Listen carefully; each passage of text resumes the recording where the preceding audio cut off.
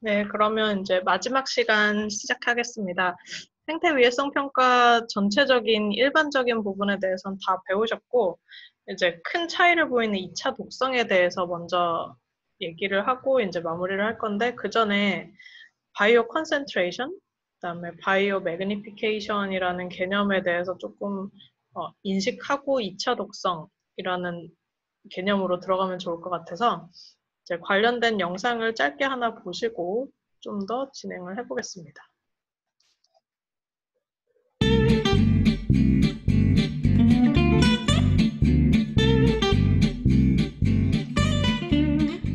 Have you ever heard the song Big Yellow Taxi? It's one of our favorites. It was originally written and recorded by Joni Mitchell back in the 70s, 예, 좀 and there 상관없는 have been a lot of 내용으로 singers who have 시작하죠. their own recordings of her song. It's a great song. The song has this verse in it that asks farmers to put away their DDT.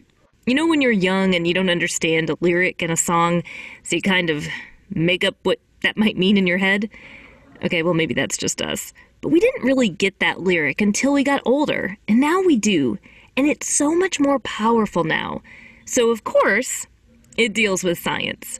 DDT DDT 얘기를 is a 하고 chemical 있습니다. pesticide, and it's called DDT because it stands for this. Yeah, so we're going to call it DDT. Its use really sparked in the 1940s as a powerful chemical pesticide, meaning it was used to kill insect pests. Often the types of insect pests that destroy crops, so it was popular in agriculture. DDT was very popular, but DDT soon came under some scrutiny. It became evident that this pesticide was having some negative environmental effects. In 1972, the EPA issued a cancellation order of DDT. And the EPA still works with other countries to control substances such as DDT and similar chemicals. DDT is used in other parts of the world, such as areas that are battling malaria and therefore looking for mosquito control options with indoor residual spraying. But it's definitely far more regulated and controlled in its use today. 네, 이 얘기는 One thing that 저번에 DDT really 규제와 taught us 관련된 위해성 is the 얘기를 할 effect 때도 goes 나오긴 far 한 beyond 얘기입니다. the little insects that it may be targeting. Some high-level consumers, such as bald eagles, for example, really took a bad hit from DDT. For bald eagles, this affected reproductive abilities, including severe thinning of bald eagle eggshells. But why? After all, bald eagles do not typically eat the small insects that the DDT targeted. This takes us into our topic of biomagnification. And biomagnification doesn't just involve DDT. There are many chemicals and toxins that can be biomagnified. Mercury is another example that you might hear about. So when you think of anything 네, being 중금속이 magnified, you 축적된다고 think of it 하는데 getting 이제 수은이 bigger, right? 대표적으로 여기 나오는 Well, 것처럼 biomagnification 축적이 됩니다. describes what happens when toxins become more and more concentrated in the living tissues of organisms as you go up in the food chain. But why does this happen? Well, take a look at these little bugs here. Imagine that perhaps these insects have been poisoned. Here are some still living poisoned insects. They're weakened, and some may make easy targets for predators. This poison is killing off a lot of the insects, but not all of them. Each of these insects will contain one triangle, which represents a concentration of that toxin. Now imagine these insects are eaten by secondary consumers such as lizards or rodents, and as those secondary consumers eat those insects, the toxin concentration level increases in the secondary consumers. Why? Well, okay, recall in the energy pyramid, organisms only keep 10% of the energy, approximately, from the trophic level below. The remaining is lost as heat, or 네, 여기 undigested. 배우신 영양 That means 단계라는 that as you move up trophic levels, 영양 the 단계라는 animals will 개념이 have 나오죠. to consume far more biomass from the level below to be able to compensate for this and survive. And everything it consumes from that trophic level below could have that toxin stored in its tissues, which now is an unwanted gift. It's adding up. Now, if a predatory bird begins to eat these secondary consumers, this concentration further increases. Remember, it only gets 10% of the energy from the trophic level below. And so, as a tertiary consumer, it must eat a significant amount of secondary consumer biomass to survive, increasing toxin concentration in the tissues. The problem with many toxins or chemicals is that if they are not controlled well, they can get into the air, the soil, the water. With DDT, it was able to get into the water supply. Primary consumers, such as this small fish, began to feed on those producers. And the concentration in body tissues of the poison in the primary consumers increased due to biomagnification. Secondary consumers, such as the larger fish, feed on those primary consumers. The concentration in body tissues of the poison in the secondary consumers increased due to biomagnification. Tertiary consumers, such as bald eagles, feed on the secondary consumers, and the concentration in the body tissues of the poison in the tertiary consumers increased due to biomagnification. So in summary, biomagnification is a major factor to consider for any pesticide or chemical toxin that humans may produce. We need people like you to come up with new solutions. If you take a look at the end of our virus video, you can learn about a virus that has been used as a pesticide because it attacks specific types of pest insects. Well, what if viruses were manipulated to attack specific pests to avoid the use of a toxin? But even then, could there be consequences for taking out specific types of pest insects? One last thing to mention, animals like bald eagles, they can face additional problems, such as habitat destruction, habitat loss, and poaching. There are ecologists who devote their lives to helping these organisms and raising awareness among people like you. Truly a career for the brave and bold. Well, that's it for the Amoeba Sisters, and we remind you to stay curious.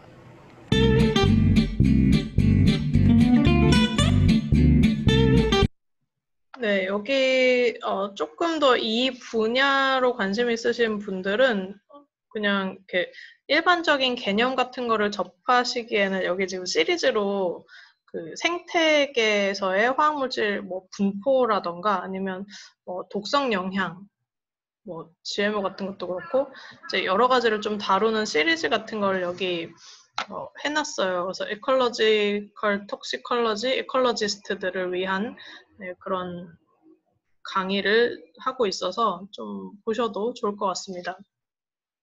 근데 어쨌든 이제 여기서 제가 포인트로 말씀을 드릴 것은 바이오 매그니피케이션입니다.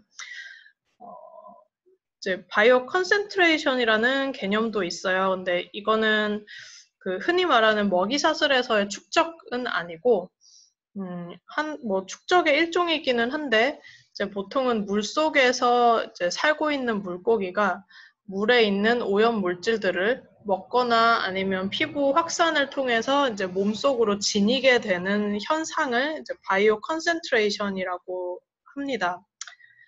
그래서 이거는 이제 바이오 매그니피케이션이랑 구분돼야 되고 저희가 보통 2차 독성, 축적성을 얘기할 때는 이 바이오 매그니피케이션이라는 영어 단어와 같은 개념을 말하고 있다라고 인식하시면 되겠습니다.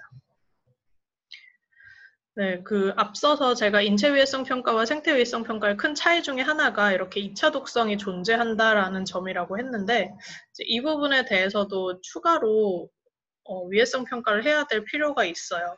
브로마 난연제, DDT처럼 축적성이 있는 물질들은 그렇습니다. 근데 이거는 뭐 조금 더 간단하기는 해요. 이렇게 이제 생태 위해성 평가가 원래는 요만큼 배출원에서부터 물고기까지에 대해서 위해성 평가를 하는 것이었다면 2차 독성 부분은 다시 요만큼만 떼서 물고기를 먹는 동물들이 이 물고기를 통해서 얼마나 많이 이제 노출되고 있는가를 계산하는 방식으로만 하고 있습니다. 그리고 추가로 이제 당연히 이 피넷 값은 이 물고기나 뭐 조류 이런 걸 고려하는 값이 아니고 얘네들을 대상으로 한 피넷 값이어야 되겠죠. 그래서 따로 산출을 해서 2차 독성에 대한 위해성 평가를 추가로 수행을 합니다. 이제 피넷 값은 따로 산출을 하는 거는 뭐 그건 그렇다 치고 외가리나 수달 등에 대한 아니면 그에 상응하는 이제 독성 시험종을 대상으로 한 독성 시험 값을 가지고 피넷 값을 산출을 하면 되겠고요. 이제 PEC 값은 얼마나 노출되는지죠. 이 외가리나 수달들이 얼마나 노출되는지를 정하기 위해서 노출 평가를 하게 되는데, 그때 이런 Wildlife Exposure Factor 핸드북이라는 것을 사용해서 여기에 있는 값으로 외가리에 대한 노출 평가, 수달에 대한 노출 평가 같은 것들을 수행을 하게 됩니다. 사람은 휴먼 익스포저 팩터 핸드북이 있죠. 그래서 거기서 체중, 음식에 먹는 양, 모유 먹는 양, 수명 이런 것들을 구하는데, 그에 상응하는 변수들이 이 와일드 라이프에 대해서 다양하게 이렇게 담겨져 있어요. 그래서 그걸 가지고 계산을 하시면 되고, 이거는 제가 예로 보여드리는 것이어서, 일단은 이제 피넷 값도 도출을 해야 되겠죠, 따로. 저는 이 브로마 난연제의 2차 독성을 고려한 생태 위해성 평가를 하기 위해서 이제 외가리, 그다음에 수달을 정했어요. 좀 더 다양한 생물종에 대해서 할 필요가 있기는 했는데, 이제 그 당시에 가용한 먹이가 되는 환경중 생태계에는 물고기밖에 없었고, 물고기에 대한 이제 측정 결과는 있었어요. 그래서 그걸 활용하려다 보니까 물고기를 먹는 이제 동물에 대해서 2차 독성 평가를 했어야 했는데, 와일드라이프 익스포저 팩터 핸드북이 이제 미국 EPA에서 나온 것이고, 거기서 우리나라 현실에 맞게 생물 종 같은 거를 좀 가져오려다 보니까 적절한 동물들이 그렇게 많진 않더라고요. 물고기를 먹는 것 중에. 그래서 이제 수달하고 외가리를 정해서 그 두 종에 대해서만 2차 독성 평가를 해봤습니다. 당연히 미국의 외가리, 미국의 수달이랑 우리나라에 사는 생물 중에 조금의 차이가 있기는 할 텐데, 어쨌든 다르다고 하면 다른 거에 대한 근거도 없고, 우리나라에서는 그거에 대한 익스포저 팩트 핸드북도 없기 때문에 그대로 가져와서 같다고 가정한 상태에서 평가하는 것으로만 했습니다. 그리고 이제 가능한 경우에 성체이냐, 좀 어린 개체이냐를 구분을 했어요. 그런 식으로 해서 피넷 값을 산출을 했는데, 여기서는 이제 렛이나 이제 기존의 다른 동물 시험종을 가지고 산출한 노아엘 값을 이것들의 바디 웨이트을 이용해서 이제 역산출하는 것으로 했습니다. 그리고 이제 이거는 사실 여기서의 피넷 값은 예를 들면 저희가 물고기 내에 존재해도 괜찮은 화학물질의 오염 수준, 지난 시간에 배웠죠. 수용 가능한 기준의 이해 단계에서 이제 RFD를 가지고 체중을 곱하고 먹는 양을 나눠서 식품 중에 함유 가능한 양을 정했습니다. ADI 대비해서. 이제 그거랑 똑같이 여기서의 피넷 값은 얘네들이 먹는 물고기 중에 독성을 일으키지 않을 수 있는 BD47의 용량이기 때문에 피넥이라고 말을 하긴 하지만 실제로는 그 독성값을 기준으로 해서 물고기 안에 들어가도 괜찮은 허용 농도를 구하는 방식으로 구하게 돼요.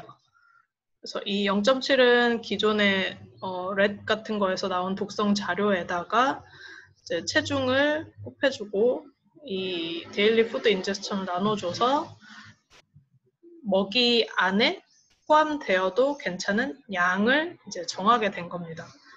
여기도 보시면 수달이 이제 외가리에 비해서 좀 많이 먹기는 하지만 몸무게가 많이 나가서 허용 가능한 기준이 좀 높아진 것을 알 수가 있습니다. 만약에 먹는 양이 비슷했다면 허용 가능한 양이 수달이 훨씬 높았을 거예요. 이제 그런 식으로 역산출을 해줘서 각 종별로 피넷 값을 정했고요. 그 다음으로는 이제 PEC 값. PEC 값은 저희가 물고기 중에 측정된 값이 있다고 했어요. 그 결과를 그냥 활용을 해서 평균 값을 썼습니다. 그래서 현재 노출되고 있는 값이 1이고 여기 피넷 값이 이거니까 비교를 해서 산출을 한 거죠. 최종적으로 비교를 해보면 지금 물고기 중에 브로마 난연제 값이 나노그램 퍼 그램이거든요. 똑같이 이제 다이어트 웻 웨이트니까 이 뒤쪽 단위는 똑같은데 여기는 밀리그램 퍼 킬로그램이고 여기는 나노그램 퍼 그램이어서 좀 여기를 다시 미리그램 퍼 킬로그램으로 환산을 하더라도 이제 10배 정도 낮아서 HQ 값을 산출을 하면 이제 매우 낮은 것으로 산출이 됩니다. 네, 어쨌든 이런 식의 고려를 통해서 저희가 위해성 평가를 추가로 할 수가 있습니다. 이 생태 위해성 평가 결과는 네, 이제까지 PEC 값 산출하고 그다음에 PNET 값 산출하고 2차 독성 고려하고 해서 HQ 값 산출하는 것으로 좀 정리해서 설명을 해드렸고요. 그다음에 글쎄요, 생태 위해성 평가 결과가 지금까지 해서 막 지금 현재 수준에서 평균적으로 HQ가 1을 넘는다. 그래서 막 아주 문제가 된다라고 결론이 나온 경우는 거의 없어요. 그래서 역시 그 사람에게서처럼 아주 위해한 수준으로 지금 막 노출되고 있는 수준은 아닌데 이제 이렇게 평가를 해두면 PNET 값은 변하지 않잖아요. 독성 값은. 그래서 이제 추정된 PNET 값을 이렇게 여기는 25라고 되어 있는데 25로 고정을 시켜두고 이제 익스포저 모니터링을 계속 하는 거죠. 여러 가지 수체나 아니면 매체에서 모니터링을 계속하면 이 검출된 결과는 그래프가 계속 바뀔 수 있을 겁니다. 간혹 가다가 이제 그 물질이 더 많이 사용되게 돼서 더 높은 값이 생길 수도 있죠. 그런 실측 모니터링 자료를 더해 가다 보면 이제 그래프가 계속 움직일 텐데 그때 이 PNET을 초과하는 지점의 수 같은 것들을 이런 식으로 이제 확률론적으로 보면 산출을 해볼 수가 있어요. 이 PNET을 넘는 지점이 지금 상태에서는 20%가 있는 거죠. 대략. 모니터링을 계속 해가다 보면 이 20%라는 비율이 줄어들 수도 있고 오염 지역을 많이 발견해서 더 늘어날 수도 있어요. 그럼 관리해야 될 지점을 이제 좀 더 쉽게 찾아낼 수 있는데 이 확률론적 접근법이 사용될 수 있는 것 같습니다. 어쨌든 이게 이제 전부 넘지 않는다라고 하면 우선순위화하는 정도에서 사용이 되겠죠. 어쨌든 이런 방식을 취한다라는 걸 말씀드리겠고요. 이제 잔류 의약물질 환경 위해성 평가 이 부분은 이제 아까 말씀을 드렸고 의약물질이라는 것 자체가 사람에게는 생리적 활성 정도를 일으켜서 별 문제가 안 되지만 숫계로 오면 이제 의도하지 않은 이제 외적인 오염이 되는 거죠. 물고기들의 입장에서는. 그래서 그거에 대한 환경 위해성 평가를 꽤 오랫동안 했었고 우리나라에서는 많은 부분 이제 위해성 평가를 수행을 해서 위해한 경우도 좀 있었어요. 항생제 물질들도 그랬고 뭐 소염 진통제 물질들도 그랬고 그다음에 호르몬류 물질들 같은 것도 좀 그래서 많이 개선이 되고 하수 처리장에서도 뭐 처리를 좀 잘 할 수 있도록 바꾼다던가 이런 노력들이 됐습니다. 그 외에는 이제 생태 위해성 평가라는 게 사실 전체적으로 괜찮은지를 보는 것보다는 이렇게 이제 지역에 직접 찾아가서 현장 생태계가 현재 수준의 오염도 측정을 해보고 현장 생태계 평가도 해봐서 괜찮은지 보는 방식으로 많이 진행이 됩니다.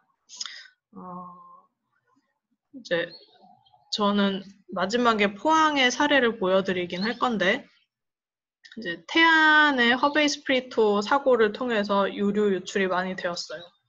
벌써 10년도 훨씬 넘은 일인데 이게 그 당시에 퇴적물에 많이 이제 침착이 되고 가라앉았기 때문에 겉에 있는 유류 오염 물질은 많이 걷어냈지만 여전히 이제 안쪽으로 파고든 것들은 남아 있습니다. 아직도. 그리고 이제 그게 지역별로 좀 편차가 있어서 태안 많이 이렇게 이제 구성되어 있다고 하면 바깥쪽은 상당히 많이 방제가 되고 없어지고 회복이 많이 되었는데 안쪽으로 쑥 들어간 부분 또는 이제 사람이 별로 살지 않았던 부분 그런 부분은 방제가 덜 됐고 더 많이 이제 퇴적물 속에 가라앉아 있는 걸 볼 수가 있었습니다. 그래서 이제 그런 지역을 직접 찾아가서 거기에 있는 그 생태계 종이 일반적인 갯벌에서 사는 종보다 이제 더 많은가 적은가 이런 걸 평가해 볼 수가 있을 거고, 그 다음에 이제 유류 유출을 통해서 생길 수 있는 여러 가지 화학 물질들이 있는데, 뭐 PAH 같은 것도 그렇고, 이제 유류 유래 솔벤트 같은 것들이 있을 수 있는데 그런 걸 직접 측정을 해볼 수 있고, 그 다음에 마지막으로 거기에서 직접 퇴적물을 떠와서 또는 물을 떠와서 그거를 이제 실험 동물에게 바로 노출을 시킬 수가 있습니다. 또는 그 떠온 거를 추출을 해서 세포주에 노출을 시킬 수가 있습니다. 이제 그런 식으로 현장 시료를 바로 가지고 와서 이제 생태 독성 평가에 활용하는 사례가 실제로는 현장에서 생태 위해성 평가가 더 많이 활용되는 사례인 것 같아요. 태안도 그랬고 포항도 그랬습니다. 그리고 그 외에는 이제 산업체 같은 데서는 지금 생태 위해성 평가 결과가 규제에 활용이 되고 있는데, 제가 이 부분은 좀 자세히 말씀드리진 않았는데, 이 생태 위해성이라는 개념 자체가 아예 배출량 규제에 활용이 되고 있어요. 어떤 사업체에서 배출되는 배출수가 있는데 처리되기 전, 또는 처리돼서 최종 배출되는 그 배출수가 있는데, 그 배출수에 물벼룩을 살게 해서 24시간, 48시간 동안 얼마 이상 죽지 않는 농도를 그 기준을 두었습니다. 그래서 그 기준을 통과하지 못하면 배출을 할 수 없도록 규제를 하고 있어요.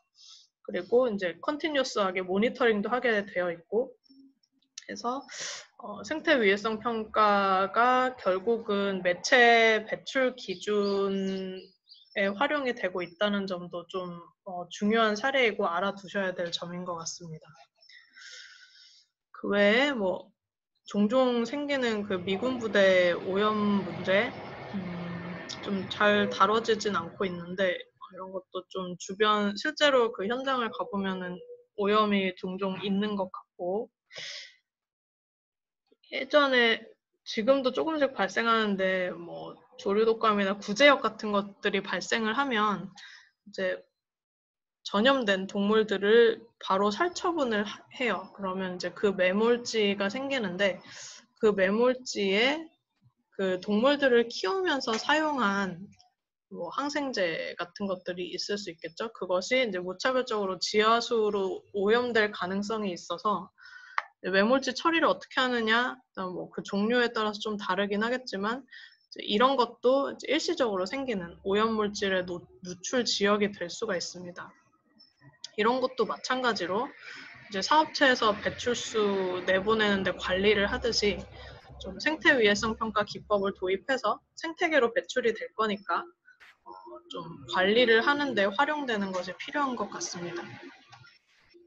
네, 이게 이제 포항에서 그 포스코라는 회사에서 의뢰를 해서 포항 지역이 괜찮은지 좀 봐달라고 의뢰를 한 적이 있었어요. 그래서 저희가 생태 위해성 평가를 포항만을 대상으로 한 적이 있고, 이 사례를 마지막으로 보여드리면서 마무리를 하려고 합니다.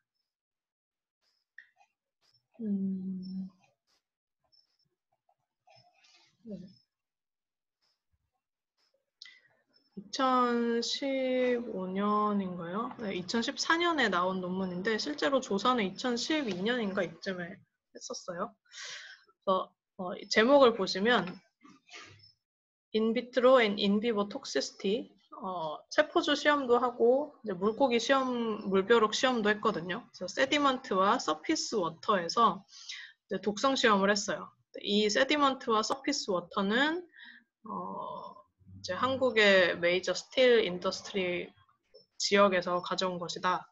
외국 사람들은 잘 모르니까 이렇게 일반화 시켜서 제목을 짓고, 이 인비트로 인비보 시험을 한 것은 저희가 내분비계 교란, 뭐 리프로덕션, 그 다음에 서바이벌 이펙트를 같이 보기 위해서 한 것입니다.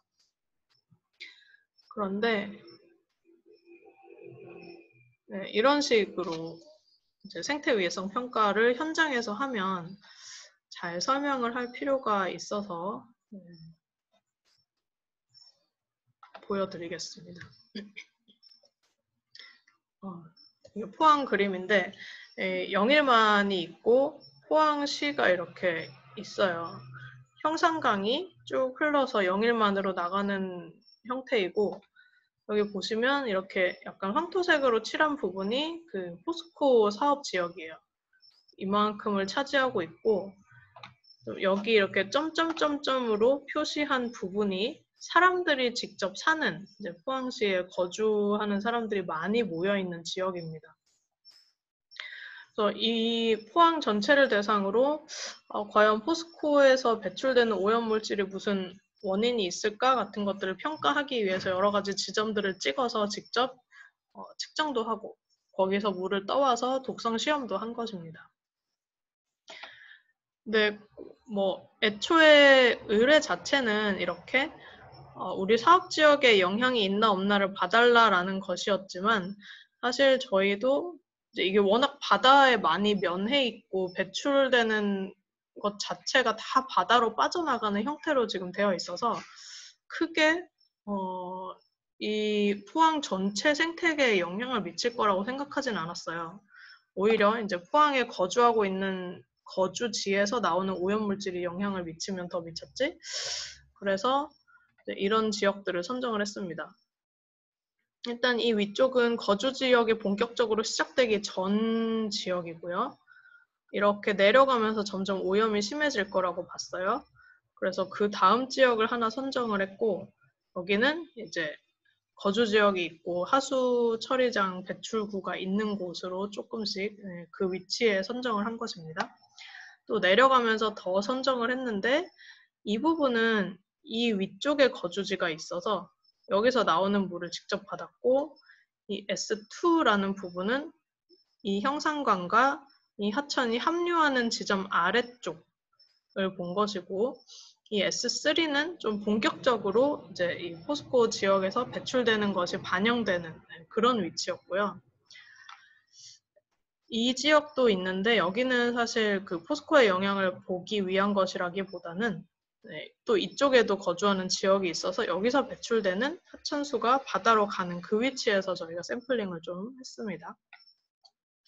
그리고 이제 완전히 동떨어진 이곳은 포스코와 완전히 별개로 사실 여기 S1, 2, 3, 뭐 M4 이런 것은 좀 이렇게 산업단지랑 가까이 있어서 어느 정도 이런 산업단지 이 위치에 다 비슷비슷한 공장들이 되게 많아요. 그런 공장들의 영향을 받을 거라고 어느 정도 예측이 되는 곳이었는데 이제 여기는 완전히 거주지만 있어서 그 거주 지역에서 나오는 하수의 영향을 받는 위치로 저희가 확실히 찍기 위해서 하나 더 선정을 한 곳이었습니다. 그리고 여기 R1과 R2가 보이는데 여기는 레퍼런스 지역이라고 해서 보통 실험을 하면 이제 노출을 아예 안 시킨 물, 그 다음에 점점 시험 농도를 높여가면서 만드는 노출수를 만드는데 생태위해성 평가에서 이렇게 현장 평가를 할 때는 그런 게 없잖아요. 그래서 기준이 되는 아주 깨끗한 지역에서의 뭐 샘플링을 좀 해서 비교용으로 사용을 합니다. 나중에 직접 화학물질 분석을 해서 없어야 되겠지만 그 측정을 하기 전에도 어쨌든 포스코나 이 포항의 거주지역 활동으로부터 자유로운 곳, 좀 다르다고 볼 수 있는 곳을 선정을 할 필요가 있어서 그러면서 물이 있어야 되죠. 그래서 뭐 호수, 이쪽에 있는 이제 산에서 바로 내려오는 하천수 이런 것들을 레퍼런스 지역으로 선정해서 또 이제 샘플링을 했습니다. 이런 식으로 현장 평가에서 이제 지역을 정한 다음 이제 직접 가서 답사를 해서 실제 샘플링이 가능한지도 확인을 하고 계절적으로 확인도 하고 그런 과정을 거쳐서 이제 샘플링이 시작이 되죠. 그런 다음 물과 퇴적물을 떠와서 이제 세포에도 노출을 시키고 물고기에도 노출을 시킵니다.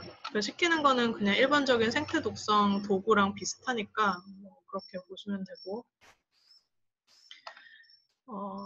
이제 이거는 세포주 시험 결과인데 이렇게 레퍼런스 지역, 그다음에 M 지역은 거주 영향을 받는 곳, S 지역은 산업 영향을 받는 곳 이렇게 보시면 돼요. 근데 이제 셀 서바이벌, 세포주에 노출을 시켰더니 많이 죽는 것이 이렇게 낮게 나타나는 지역인 거죠. 낮을수록 이제 독성이 있다라고 보시면 돼요. 그래서 레퍼런스에 비해서는 뭐 거주 지역이던 산단이던 이제 낮은 것으로 나타났습니다.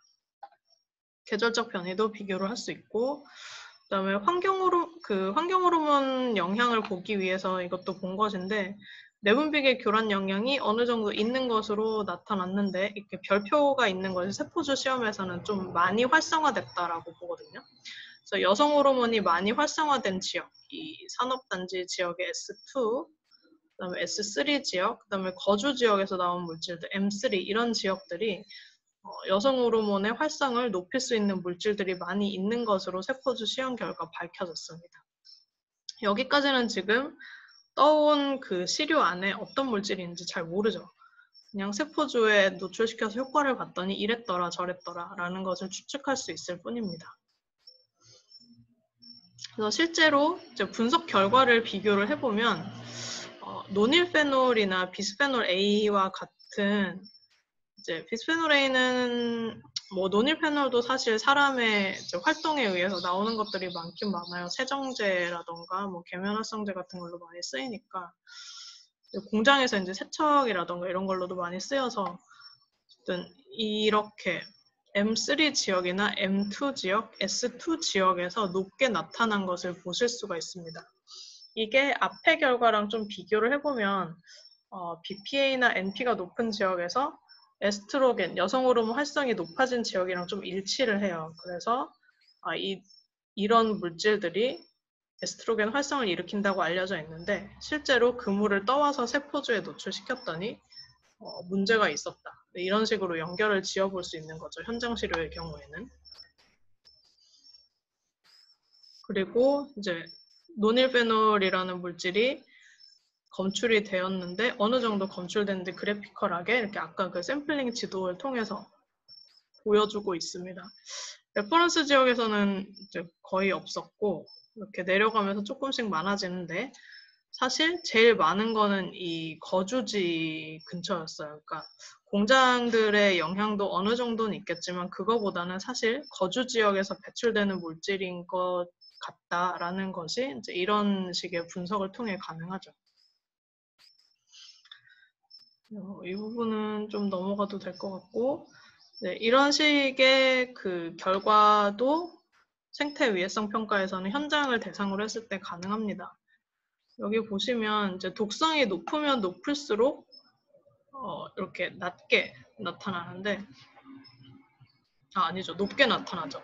그러니까 그 50%로 희석한 물질에서도 그 물벼룩이 많이 죽으면 이렇게 3칸을 적었고요. 희석을 안 하고 그냥 그물 그대로 노출시켰을 때 어느 정도 독성이 있음을 1칸으로 나타냈어요.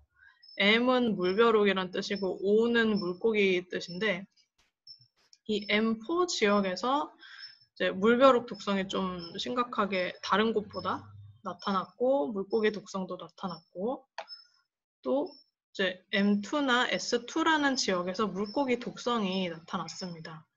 이제 이런 걸로 보면 앞서 물질 그 외에 다른 것들도 좀 영향을 미쳐서 왜냐면 그 노닐페놀, 비스페놀 A, 옥틸페놀만 분석을 했는데 그거랑은 좀 맞지 않는다는 거죠.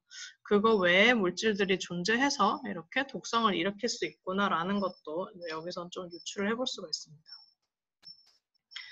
현장 평가를 이렇게 해보면 일단은 지금 수준에서 물질의 농도를 알면 정확하게 HQ 값은 산정을 할 수 있지만 여기서 보시듯이 네, 노닐페놀에 대한 HQ, 뭐 BPA에 대한 HQ 값은 이렇게 위치별로 산정을 할 수 있어요. 그래서 전체적으로 어떤지도 판단을 해볼 수가 있는데 사실 그거보다 더 중요한 건 실제 그 현장 시료에서의 독성이 있었느냐 없었느냐.